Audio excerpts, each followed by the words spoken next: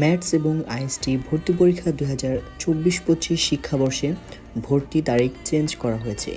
1 মাস ভর্তি পরীক্ষা পিছিয়ে দিয়ে, অর্থাৎ আমাদের এই 26 তারিখ যেই পরীক্ষাটা হওয়ার কথা ছিল জুলাইয়ের, সেই পরীক্ষাটা এখন অগাস্টের 23 তারিখে হবে এবং আবেদন শেষ হওয়ার কথা ছিল জুলাইয়ের 3 তারিখ এবং আমাদের আবেদনের সময়সীমাও প্রায় 1 মাস বেড়ে গিয়ে এটা হয়েছে 31 তারিখ। অর্থাৎ আমরা জুলাই মাসের 31 তারিখ পর্যন্ত আবেদন করতে পারবো। ভর্তি পরীক্ষা জমা দেওয়ার শেষ তারিখ হচ্ছে অগাস্টের 1 তারিখে।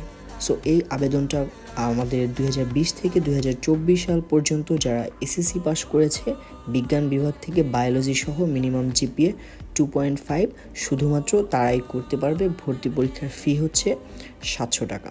ডিজিএমইর ওয়েবসাইটে গিয়ে আমরা এই আবেদনটা করতে পারবো। এটা